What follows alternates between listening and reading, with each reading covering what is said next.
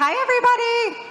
If anybody's out there talking to vendors, come in and listen to us. Lots of wisdom to be had. Okay. Thanks, everybody, for being here.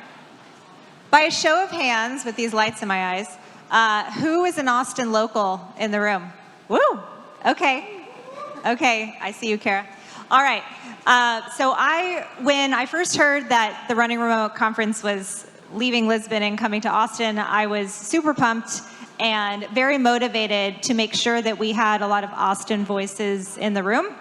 So I'm very honored to be joined today by 3 Austin-based CEOs who have had deep roots in remote and distributed work and been running their companies like this for a very long time. So I will first let them introduce themselves, and then we'll get into the content. So, Sujan? Hey, everyone. My name is Sujan Patel. I'm the CEO and co-founder of a company called Mailshake. I also run a portfolio of other SaaS companies, and we've been fortunate to be remote from the get-go back in 2015, and I've probably made every single mistake, almost. There's more to come, but on hiring and firing and doing anything wrong in remote. Hi, everyone. Woo, loud.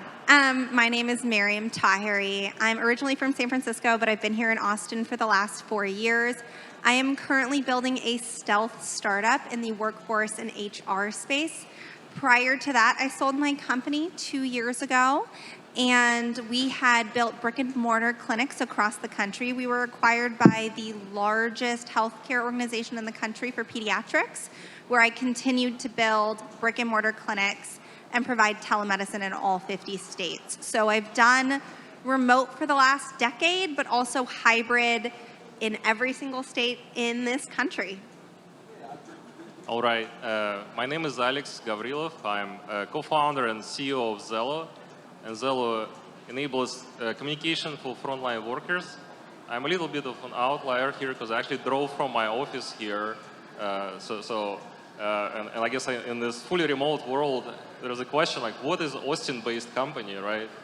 So a little bit of oxymoron. So, but Zello is about 80 people, about 80% of them in Austin, some fully remote, some in Austin never come to the office, so we're fully hybrid environment. Yes, great point that we all reside in Austin, but our teams are globally distributed. Good point. And as a quick introduction for me, I am Shelby Wolpa.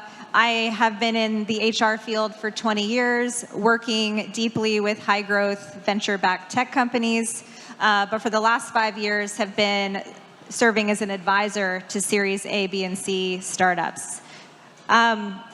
So a lot of the lens that we're going to speak through today is through my lens as a people leader, just very curious to pick the brains of the CEO, because if there are any HR people in the room, you know that the head of people and CEO relationship is critical. And finding deep philosophical alignment with your CEO is very important. So I thought we would start there and hear from each of the panelists around what is their philosophy around remote and hybrid work, and how has that been used to build the companies that they're building today. So Sujan, I'll start with you again. For me, being remote has just opened up a whole lot of just talent around the world. It's also allowed us to be very, very profitable and kind of, well, one, you just kind of currency down, but also there's just so much more talent and skill set than we can afford hiring, let's say engineers, top talent in the Bay Area or New York, whatever. I could get 2 or 3 people for that same dollar, and it sounds weird, but as a bootstrap company, I don't have the money to go do that, so I can compete with lots of larger companies with less. I want to hire the best people possible who are the most passionate about what I'm working on. That is the most important thing to me, because people are the potential for my business. They are the ones who are going to know more than me about specific areas, and I want them to be in the place where they are thriving. Our society, as it's currently set up, and I told Shelby to cut me off on this part because I'm just going to talk at at you loudly about how passionate I am. So our society isn't set up for families, and for many people across diverse fields, that makes full sense. It does not make sense to have businesses only operate 9 to 5 when the school day ends at 2 o'clock, right? There's so many other professions that operate 12-hour shifts, 24-hour shifts. We have so much to think about when it comes to that. And when we work remotely, we automatically have to build in systems that really help us accommodate the actual needs of people. I want people to be their best showing up for work every day. I want them to be passionate about what they're doing. I do not care necessarily where they live, as long as they're making it work.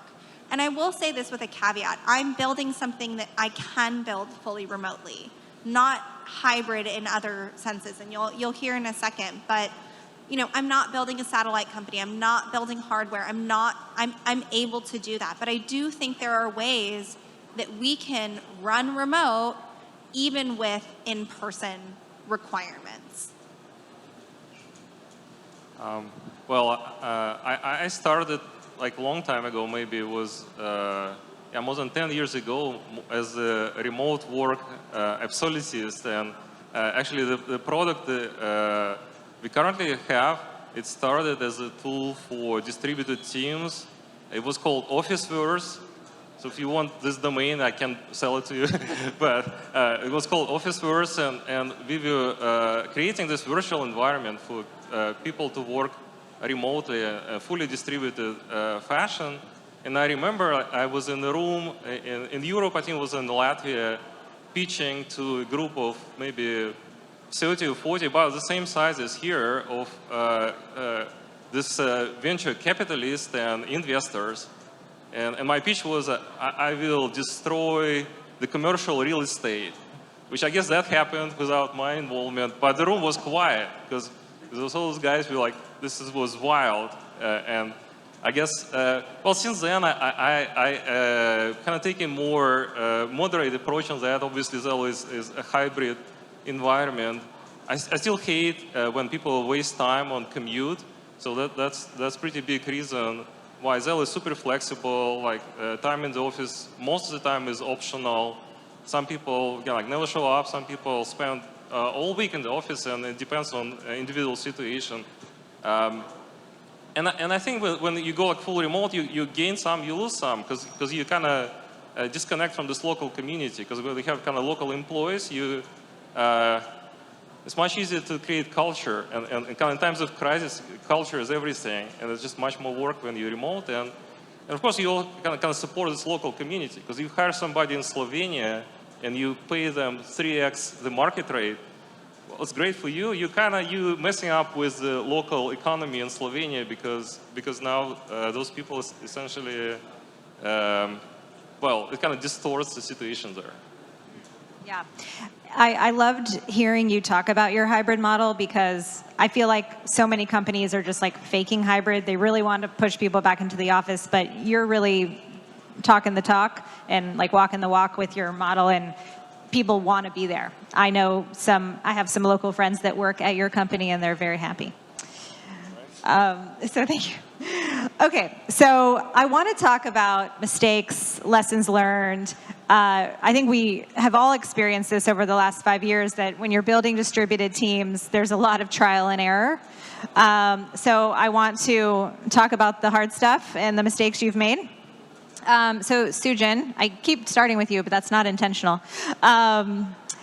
I know you've put a lot of thought into structured hiring and onboarding, and like really thinking about talent, and maybe made some mistakes along the way. So do you want to share? Yeah. So like I said, I've made so many different mistakes along the way. But the biggest things I'd say is having an assumption that people know what I know. Like, for example, assuming people know the company culture, or that they should be working a certain hours of the day, or how we should communicate. All of these assumptions, one, they weren't reality. The person I hired, didn't know exactly that. We showed them that by our examples, that meaning the team would communicate a certain way or whatever, so they'd mirror that. But we didn't explicitly tell them. So solution to that was an onboarding guide and lots of kind of like training on that. The other piece was a lot of, so if we're hiring an engineer or we're hiring a salesperson or, whatever function we're hiring for, a lot of folks, especially when you remove the in-person interview or you start hiring at scale, a lot of people can talk the talk, but not always walk the walk. Or maybe when their definition of success or doing something is not your definition. And again, so you have to kind of come to that alignment. But a lot of what we've learned is kind of doing homework assignments and exercises, or like for dev and product people, we actually, and designers, we don't actually do a homework assignment, we actually do a working session together. Because turns out you can outsource the homework assignment. We've learned that. You could take a really long time to do that. Like let's say you give someone 24 hours to design something, you're hiring a UX designer. What if it took them 20 hours? That would be too long for that assignment. It should be a short thing. So anyways, learned a lot of those types of things along the way. Awesome. That's great. And Maryam, I know you care a lot about communication, like especially when managing a distributed, fully remote team. So can you talk about how you kind of learned that the hard way? Yeah. So having come from this environment where I have some folks working in person, some folks working remotely across every single time zone in the United States, you learn, and now we're fully remote, you learn that there are some things that you just need, regardless of if you're in person, if you're hybrid, or if you're remote. Communication is key across all of that. One thing we do now when we hire is we go back to basics. So the literal first email when we are setting up an interview with someone, we do not send a Calendly link. We make it as hard as possible to get your interview. And if you email us and you say, oh yeah, I'm free at 10 a.m. on Wednesday, if you do not tell me Wednesday what day, if you do not tell me what time zone you are in, that is an immediate red flag for me, because I am like, who knows where you are? You could be on Pacific time, you could be, who knows? I did once have someone write back in Universal time, which was amazing, and I was like, we need to talk to you immediately, I love you. But that is like the key thing here is like, I can hire someone who is literally brilliant at this one niche subject matter expert thing, but if you cannot like document in Asana or Jira or whatever tool, if you cannot communicate that information with other stakeholders internally and externally, it's not going to be the right fit unless we literally don't need you to talk to anyone. So really asking the right questions from the beginning to hone in on those communication skills and the interpersonal skills, and being really slow in that hiring process. Unfortunately, we all have to fire people. It's the literal worst thing besides laying people off. But you hire really slow and methodically, and around communication, you're asking intentional questions like, okay, your manager is unavailable for 12 hours or on vacation and you're blocked, or there's an emergency. I'm giving you this scenario, what would you do? I want to understand how you're going to document, how you're going to communicate, how you're going to close the loop. And again, if you're bad at that in person, you're going to be 50 times worse at that in a hybrid or a remote environment potentially. So it's really being intentional about, I'm looking for these skill sets, but I'm also looking for like, how do you engage with the people you have to engage with to do your job effectively? Yeah. Something you both shared is like kind of putting their skills to work, like trying to observe their ability to be successful before you hire them. So I think that's interesting. Okay, so we talked about communication. We're going to dig in there a little bit more, focusing on async collaboration. And we all know this is such a huge challenge when managing remote and hybrid teams. Alex, given you are our hybrid representative on the panel today, I'm curious how you ensure communication is equitable and everyone's on the same page, given in-office versus remote teammates. Yeah, it's a challenge, and I guess before I go into how we solve it, I just wanted to ask how many of you guys know this computer game called Doom? Like, just raise your hand, Doom. Okay, that's a classic computer game. I recently went through it again. It's still amazing. So when Doom came out, John Carmack was a key developer. I think he said, well, this is going to be the biggest productivity thing for corporations everywhere. And that became true. It was highly controversial because people would spend like time playing Doom on their work computers and couldn't do anything. So I think like the new version of that is Slack. I think the Slack is the biggest productivity drain for people because it's just like, especially if you don't know how to use it well, creates a lot of interruptions and people just couldn't get anything done because they own Slack all the time. So I don't like Slack. We still use it, so I have yet to solve this. But communication, I think the best way to communicate is most efficient in person. You have teamwork in person. That's the best way. It's not always possible. Now, in hybrid situation, you have situations where you have some people in person, some people remote. How do you solve that? I think normally you would just kind of settle on what works for remote. So you have kind of hybrid situation. You need to use remote style of communication, which is okay. You kind of lose all the efficiency. And one way to somewhat solve it is if you have some teams that kind of hybrid or remote, and some teams that are in person. And we have some of those teams, they kind of fully in person, so they can be more efficient for this tactile communication and then share learnings for everybody else versus kind of constantly relying on kind of being remote in communication despite being in person. So this already sounds complicated because it is, and it's one of the, I guess, like trade-offs with hybrid. So if you can choose, well, choose fully remote or choose fully in person, kind of hybrid should be your last option. Yeah, great points. So Sujan, I know that something you care a lot about is autonomy and kind of giving people the space to do their best work. I know, Maryam, you touched on this a little bit too. I'm curious how you balance autonomy with, making sure people are aligned and held accountable. Can you share a little bit about that? Yeah, so, again, wrong assumption. I assume that everyone's going to go to work and do their work and have deliverables or whatnot, and again, learn some of these things the hard way. But I actually don't know what people at my company do every day. They do stuff, and I don't really care what they do. I care about their outputs. I care about the company goals. How does it hit?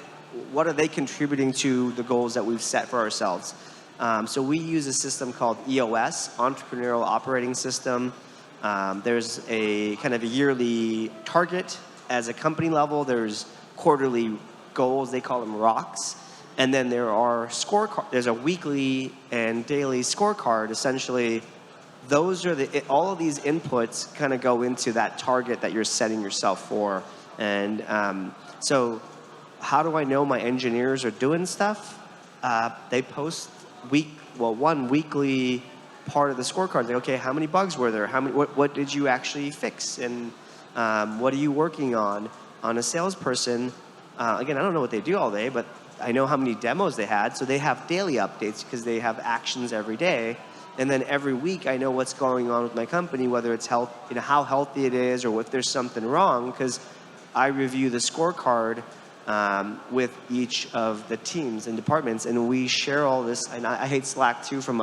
It's a lot of distraction, but I found way more distraction in meetings and email, and so we just share all these things asynchronously. Because to try to get everyone on the same time zone to have a meeting just takes a couple extra hours instead of just saying, hey, here's my scorecard. So long story short, we use a lot of just metrics. So to me, I'm looking at close rate of of a salesperson, demos. For an engineer, I'm like, okay, well, what are you shipping? What are you working on? Okay, there's bugs. Obviously, that's going to take away from whatever. And this is transparent across the whole company. So everyone knows what else everyone's doing, and it kind of became this like social norm to like, holy crap, this person posted this, I should be doing something too. And it kind of turned out to everyone became super productive. Yeah, I mean, it sounds like a very fulfilling place to work too, where your CEO is saying, like, I don't care what you do all day, just like deliver the output. And that's, just gives people a great sense of autonomy and purpose. And Maryam, too, I'd love to hear from you kind of, I know you're in the very early days of building a baby company, and something that struck me is how intentional that you're being with the async practices that you're building from day one. So just kind of share more about your vision there and the steps you're taking. I think we've done everything wrong and everything so right in so many different ways. And my last company I built a healthcare company a year before COVID. Like, everything that could have broken down, broke down. We lost power. We lost power. Like, literally nothing was working. I trudged 3 miles in a blizzard to save some of the first COVID vaccines in the country. Like, everything broke down. So we have learned, because two of my co-founders worked with me there, we've learned so much about what asynchronous work really should look like. And that doesn't mean things don't break, right? But honestly, if you spoiled the next Last of Us episode or The Pit, it wouldn't work, right? But jokes aside, it's about building systems and having that collaboration. I should be able to look at a project at any point, and using whatever tool. We personally use Asana. I should be able to look at a project and understand through documentation what's going on, and I can jump in and pick up where someone else left off without us having to talk about it. It's not complicated. It's important, not just from an async perspective, but anywhere you work. Again, I think these principles should be applied to any work environment, right? Because think of a time like you went on vacation, or someone else went on vacation, or went on maternity leave, and no one had any idea what was going on because there wasn't documentation, you couldn't find anything. Like, all of these systems and tools that you're building for async should work for all of those situations. Like, there should be no situation where a founder or a exec level person feels like they cannot take a week off because all of the knowledge is trapped in their head, right? All of these things you're building for async, you're building for all of those scenarios. So really smart tools, really building that tone at the top cultural practice of I close the loop. I'm not just having a meeting that could have, unfortunately, I'm sorry, been a Slack message, because Slack is terrible also, but really building that culture of I always close the loop, I always follow up, there's always a task, it's documented. So I just wanted to add maybe a controversial take here on tools and few. I think you set up tools and processes to really run well remotely and asynchronously like you do. You also prepare yourself for the age of AI, because when it's time to replace some of those employees with AI, and it's I don't know, want it or not, it's going to happen. Then if you have this type of situation, you're much better prepared, because you have everything's kind of documented. It's in text. It's in those systems. Well, you might just have AI kind of do the same thing, and you only care about the results, and results I guess will be easy to evaluate using those systems. So just something to consider. Now, if you are working remotely, maybe you're going to be the first to be replaced by AI, but that's... I love that you brought that up, because I think that when we were talking earlier, it's all the companies that I couldn't build right now, like the satellite company or the car company, very soon those could be fully remote because you have robots doing a lot of those in-person things, right? So scale your teams now in mind, with technology and AI in mind. That's really important. Yeah, I work with a lot of companies that were born out of the pandemic, and it's been wonderful. They're just very lucky that they are being built remote first, all, your organizations. It's just there's just way less friction in the process when you're trying to transform an organization from being office to remote first. So it's a lot of fun to partner with CEOs like you. Okay, so another challenging area when building teams is building that sense of connection, building that culture. This is obviously an area near and dear to my heart. So Sujan, you shared some really creative, culture building activities that you do at your organization. Can you elaborate on some of those kind of more informal interactions? Yeah, absolutely. So we took a lot of the same in-office experience people would have to build rapport with each other, right? Going for drinks afterwards, maybe dinner, BSing over lunch, hanging out, chit-chatting over the water cooler, coffee pot, whatever. So we just try to mirror some of these things as a starting point. And then what we didn't know is that was going to be the glue that holds the company together.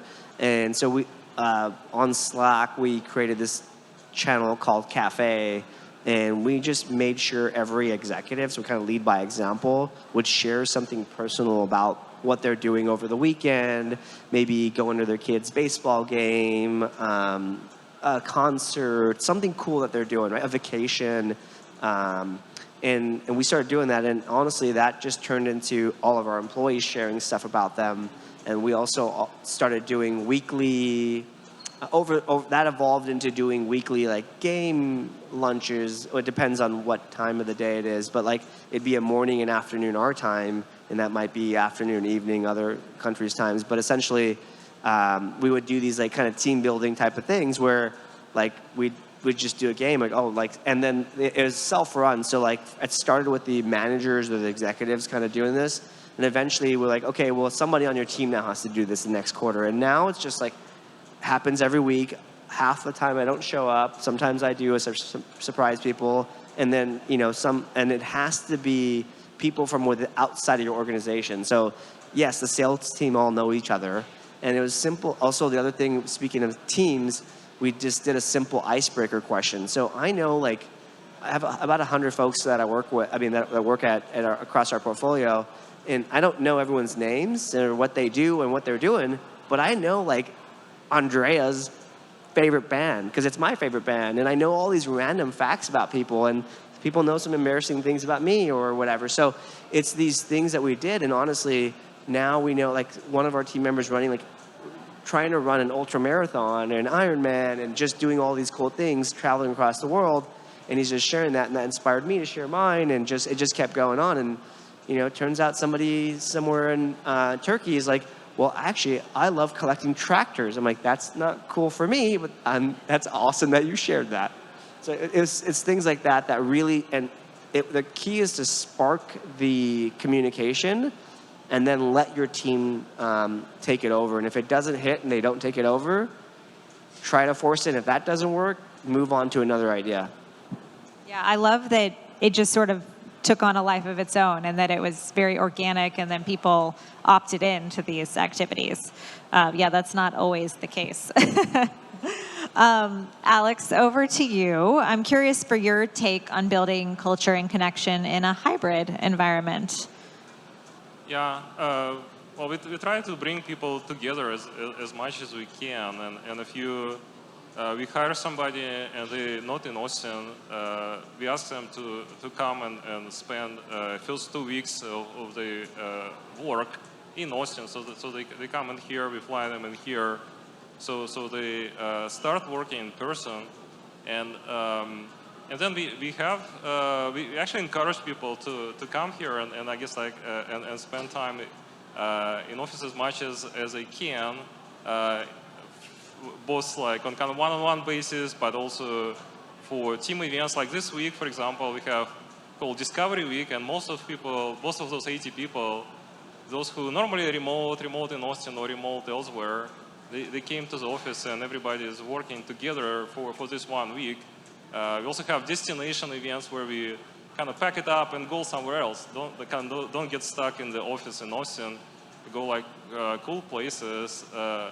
Like Santa Fe or Breckenridge or Mexico, and then the whole company works on projects, and it's not a retreat. It's actually work hackathon event. Those extremely valuable. because yeah, that's how you bring people together. Like, well, if we had this conversation over Zoom and this was a webinar, I mean, vibes would be very different, right? That's why we kind of took time to come here in person, because it's just such a valuable time. I wanted to share one quick weird thing that we do that that just took off. So how many of you have like young kids or kids that walk into your place of work, your home or whatever, and they walk into a Zoom meeting or whatever, right? Me too. I got 3 young kids, and you know, half the time they come into my office, barge, they have struggle opening the door, and then they are crying or something, they're hungry, or I don't know, whatever, right? My kids are like 4 and 6, so they have all those emotions at the same time sometimes. But anyways, our rule has become, if your kid barges into a Zoom meeting, you have to stop everything and introduce them. It's done 2 things. Now we know, you know, who has kids and what's going on in their lives, right? Where they work, and also has discouraged kids from coming in their rooms because they're so shy, they don't want to introduce themselves, and we make it so like the parent kind of introduces them, and then I make my kids like, hi, my name is Maverick, I'm blah blah blah, and like whatever, and they have to say what they like. And so they definitely are scared of my office now, or a little shy of it, but it's worked wonders. I love that. Ooh, they're learning the hard way about coming in. Maryam, do you have anything to add? I would say when my co-founders and I decided to start this company, we looked at what mattered most to us. And one of those things, and one of our core tenets or core work values, has always been fun. We're pretty fun, the 3 of us.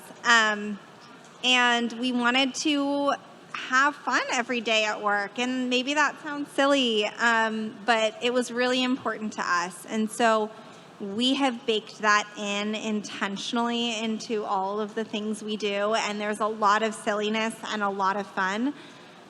So we have themed meetings, and we have in-person get-togethers, and we do some really wild dress-up days. There's some pretty great photos from that. But those are all just part of our culture and things that we value, and the people that we hire value. Some people don't want to participate in everything, and I fully support that too, but we have gotten feedback over the years, and I will say this from coming from a real hybrid environment too, is I got the feedback from employees that are like, I do not want to have dinner with people after work. I don't want to go to drinks. I do not invite me to team events on the weekends. They're like, I work a lot, and I want to show up at work, and then when I'm done, I don't want to work anymore. I don't, and because it is work, right? For some of these social team building engagement things, and there can feel like a lot of pressure to show up for those things if you have kids, if you have dogs, if you have cats, if you have whatever. And so I would say being really intentional and asking your team, what do they want in terms of connection, and finding those pieces from them, right? It I think speaks to a lot if you have enough trust in your organization for a team member to be like, look, I need that time with my family in the evenings. It's really hard for me to show up for a team building event after 7 o'clock at night, right? I want to show up for my team in the way that works for them. So ask what, connection really looks like, because they will tell you if they feel it's a safe environment to do so. Yeah, and you maybe already said this, but isn't it true that every person in your company is a parent?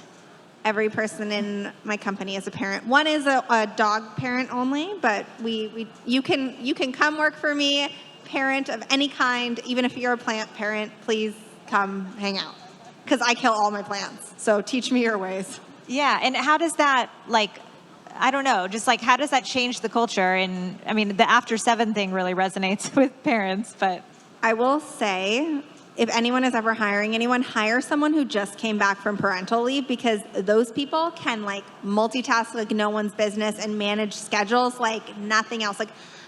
Please hire the mom with the career gap. She will be the firecracker that does everything for your business.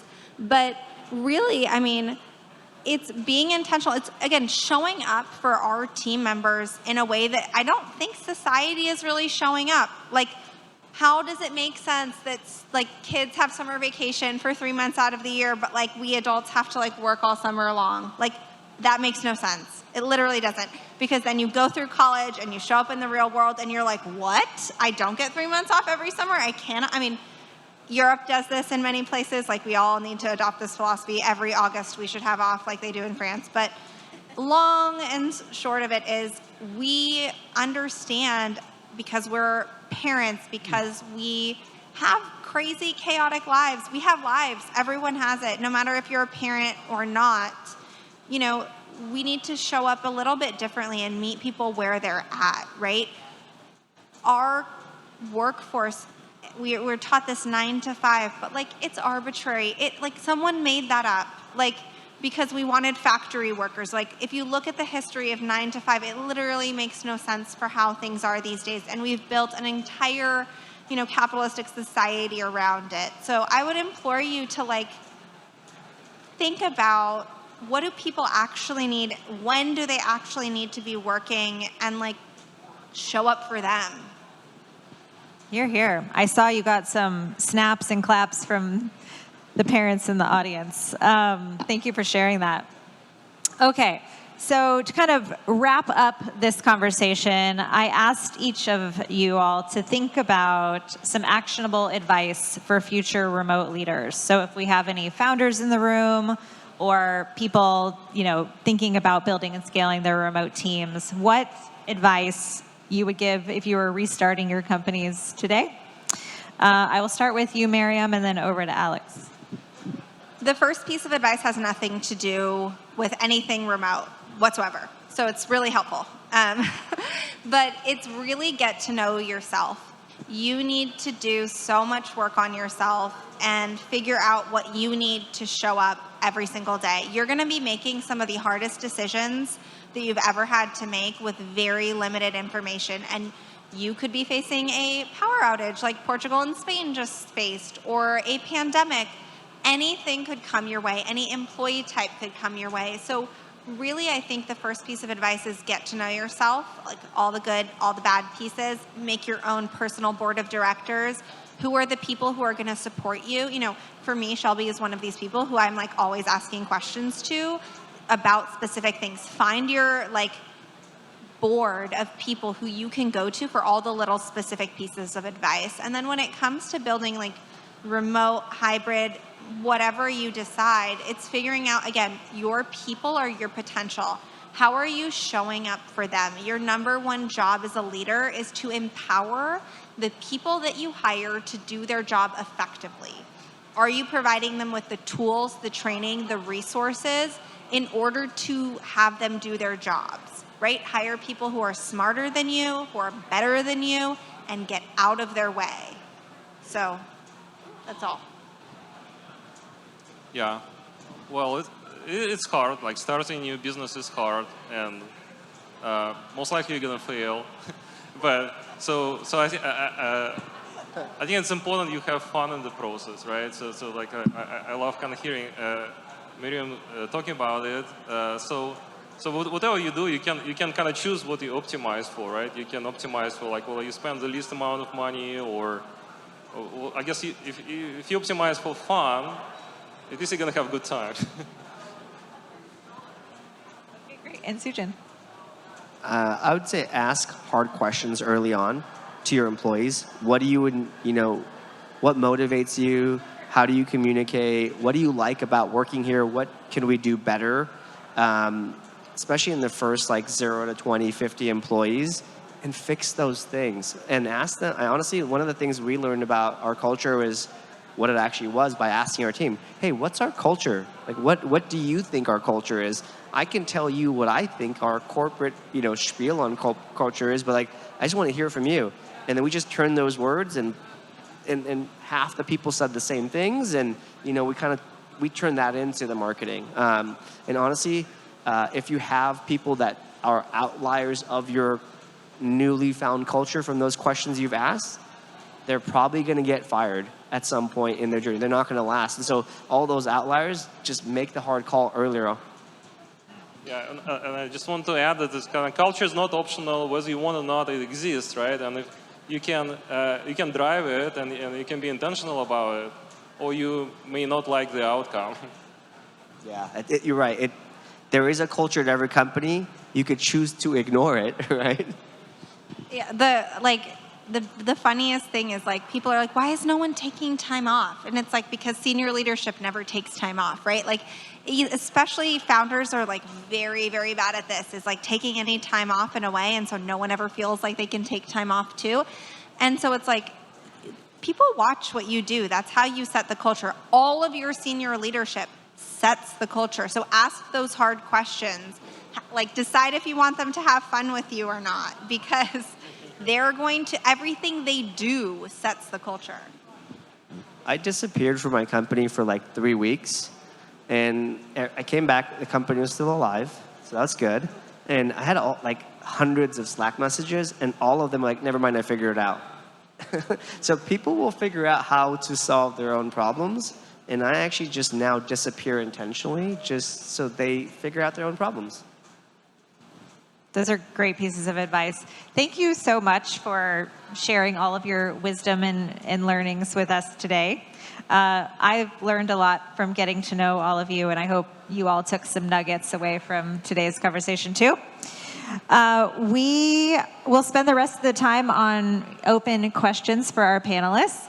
I have a few, just that I'm curious about, but would love to start with you all.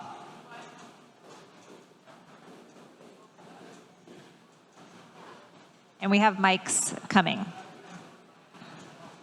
While we're... Ooh, hello. Okay. To get us started before the mics, you mentioned a few tools.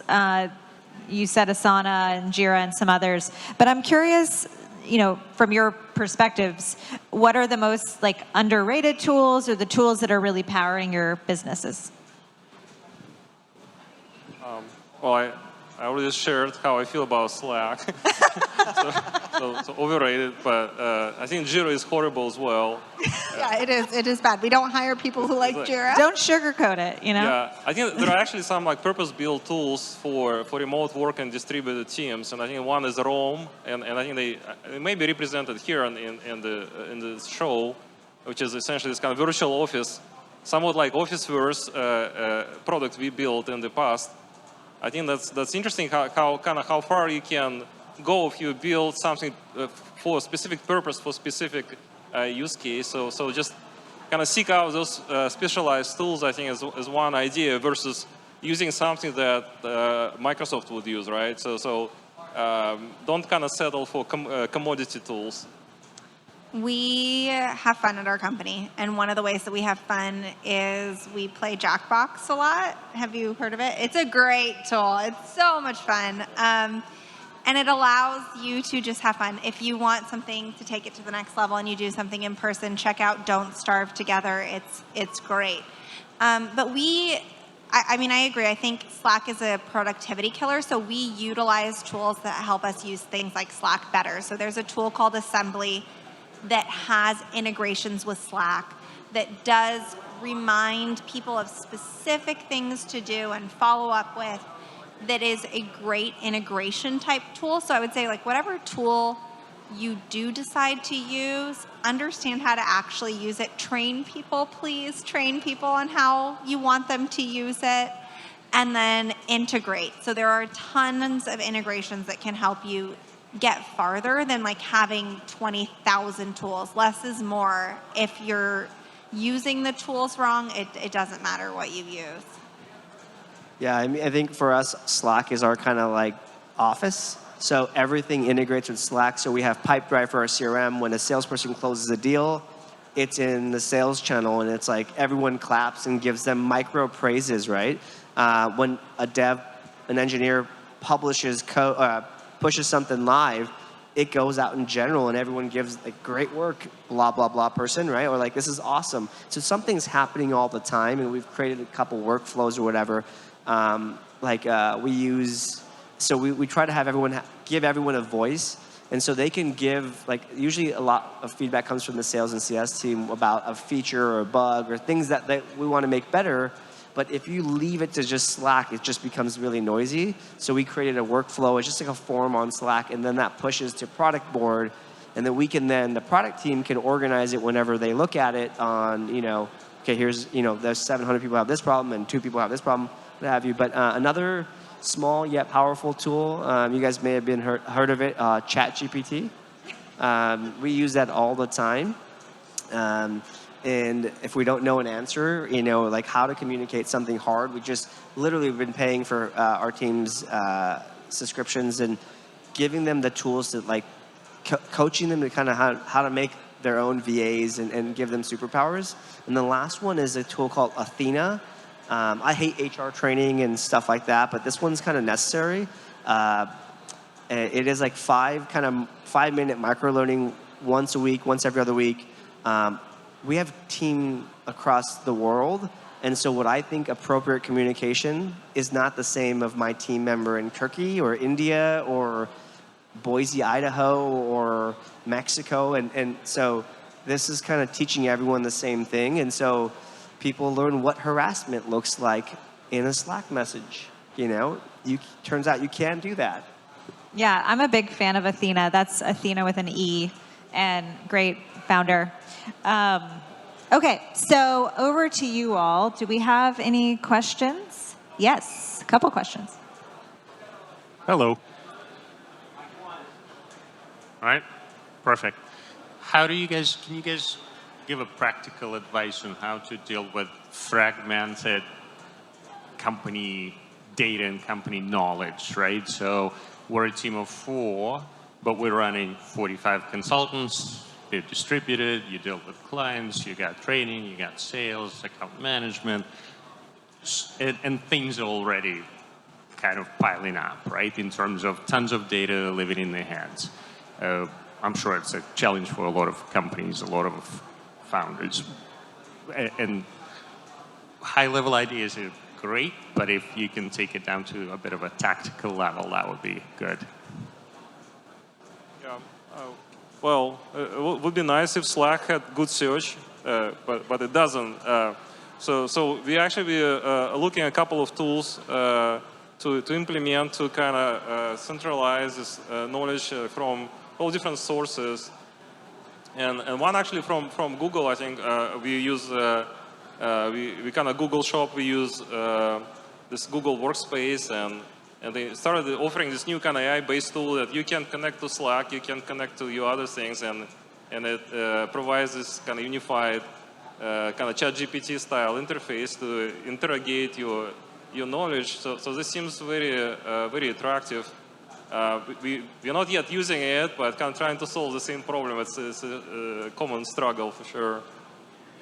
There are a couple different tools that you can utilize for different things. I mean, especially when we were building healthcare, right? You have so many pieces of data, and especially you're trying to consolidate into, one specific thing. I mean, we had to build our own tool, frankly, because as much as things have APIs and integrations, almost every company needs to think of themselves as a data company these days, right? I don't care what you're selling or building or whatever. At the end of the day, it's all about that data and aggregating it together. And so that's one of the things I think people get wrong from the beginning, and that breaks down is understanding what are all the pieces of data and where are they all coming from, and you realize you haven't been tracking these important metrics from the beginning and you don't know even where to get that. So thinking about and having someone who has that background on your team or a consultant who can come in and do that for you. I did my graduate degree in biostatistics, so I start thinking about it from that perspective. But I would say when you look at if you use an OKR framework or you're using whatever your goal frameworks are and the things that you need to report out, have that short list across each department and then really understand, okay, what is the tool that I am using to collect that piece, and can I aggregate it into something? And if I can't, is it the right tool, right? You're gonna have to figure out what works for your business, but start by stepping back and really saying, what are the things I need to track and report on? What do people actually need to know? Because there's a lot of data. You can report on anything. And really figure out how do I aggregate that cleanly as best as possible. I mean, if I knew your specific situation and what tools you're using, I'd be happy to make some recommendations, but really it is a hard problem that all of us are always trying to solve, because we frankly use so many tools to get so many pieces of data. So make it, keep it simple. What are the most important things and where is that coming? And is it actually accurate? Like checking your data pipeline and understanding that, and then the security of it too, really focusing on do you have, can you trust the data that's coming in? Is it reliable? Because half the time what I found is some of the data you're getting is completely wrong. Yeah, a couple things I use. We just, we had a similar problem when we were early on, and I'm like, I don't want to create an SOP, and my partner's like, I don't want to do it. I'm busy. I got all these other things, and that created a culture of my salesperson that didn't want to do it. My dad didn't want to. Anyways, long story short, we hired an executive assistant. Trailed me around in all my meetings and created SOPs and documentation. We moved that, it was originally Google Docs. We moved that to Notion. We've evolved that process from using an executive assistant. I still have one that does some of that, but we actually, when we have a team meeting or we're doing some trainings, on Zoom, we record it, we copy and paste the whole transcript, we put it in ChatGPT and say, create an SOP around blah, blah, blah. Here's the details. Sometimes that you have to put in a Google Doc, but that in 10 seconds can get you one okay SOP, and then you have to edit it to be a good one. And I put it in a Notion, and then kind of build that culture around, hey, if you're going to say this, if you're saying the same thing twice, follow that process. And I'll just put a quick shout out to Guru. I know their VP of People is in the audience today, but Guru is a tool that a few of my clients have found great success with knowledge management and aggregating all of their knowledge across tools and kind of their awesome AI capabilities to aggregate so much knowledge within the organization. I think we had another question over here. A fellow Austinite, so cool. Hey, y'all. I heard a quote recently by Brad Montague. He said, a leader should be having two conversations. This is who we are, and this is where we're going. And I was just going to ask you guys, because y'all are awesome, how are you having those conversations in a remote-first company with your employees and teams?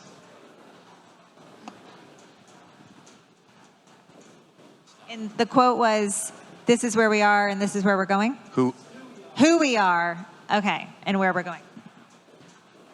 I mean, I think if you ask anyone in my company, what are we doing? Why are we here? What are we trying to do? And then who are we for? They would have that exact answer.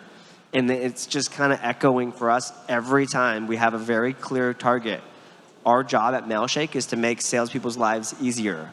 And it's almost like we've kind of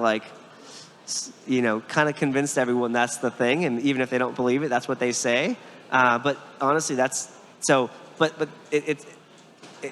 we start off as a joke of we almost convinced them. But really, if I ask a dev what do we do? Why are we doing this? And they come and they're working on something and they come up with another idea hey, this is going to make salespeople's life easier too. So it's manifested in actions as well.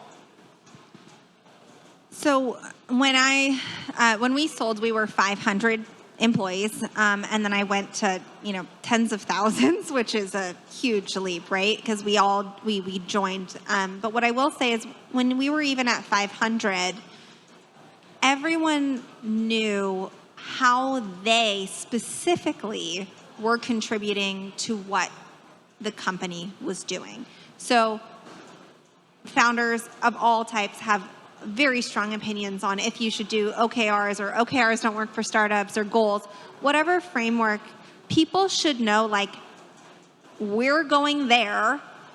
Here's how we're going to get there. Here's how you're contributing to how we're going to get there. So we trained and continue to train at my current company. Every single person who's a leader or manages other people gets trained. I don't care if you've managed people for 20 years, you get trained again. It's a lot of fun, actually. And that is intentional because we want to bake in that communication and that level of awareness. So every leader should be able to have conversations no matter what you're working on, even if you are a contractor for us, of here is how I specifically and contributing not only to like my department's goal, but where we are headed as a company. This is challenging because especially as startups, we pivot regularly and people have questions, which is why we want that regular, honest, transparent conversation. But it's really allowing our teams, and me personally, I have office hours every Tuesday, and I have done that for the last 10 years.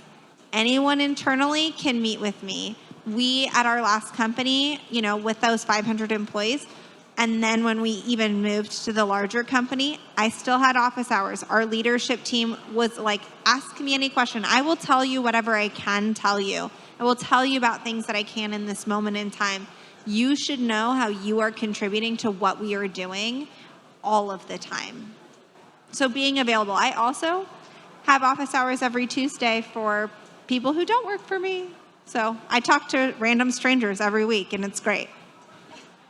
Yeah, I think it's about like being explicit and vocal and loud about company mission, and as well as values, and kind of values is, of course, what contributes to the culture, and as long as you live those values, and one example related to previous question is transparency, and this is transparency, one of the values for Zello. And what it means in practice is all the information is shared by default. So which means like all of the knowledge, it's not like siloed. It's not like, well, this is my private document.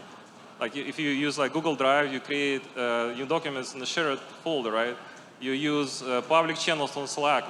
We effectively kind of ban private channels on Slack. You don't want private channels on Slack. And the same like if so kind of by default, it's all shared. It makes it easier when you implement tools like we discussed here, or Glean or anything, because then you need to worry less about kind of controls, because like most of the information is shared. There would be exceptions like HR, like sensitive information, but unless there is a specific reason not to share, you share. So that's just an example of yeah, it's a value. We say we care about transparency, but then leaving it and kind of showing like every day with this value in mind is very important. And for kind of alignment of the company behind those goals, I think everybody knows at Zello that our goal is to enable those frontline workers, make them safer, make them more productive, happier at work. And how we measure it? We measure it by how many people use our product. So our kind of active use is our North Star. So it's important to have North Star that's kind of universally shared across the company. Often it's revenue. We specifically decided not to kind of go with revenue, kind of go with something more connected to the value we deliver, not necessarily the value we collect. So, and then when we talk about the company goals for the year, very kind of explicit how this supports this North Star, how this supports this mission, and then what it means specifically, like what criteria we use to say that, yeah, we were successful this year in accomplishing those goals, and specifically what's the strategy, how we're going to go about achieving those. And like at the start of each year, I just created this document called like 2025 Zello Company Objectives Explained, which kind of states each objective and goes like pretty good lengths in covering all those topics, essentially answering most of the questions people would have around those objectives. Wonderful. Well, that's our time, everyone. Thank you so much for being with us today.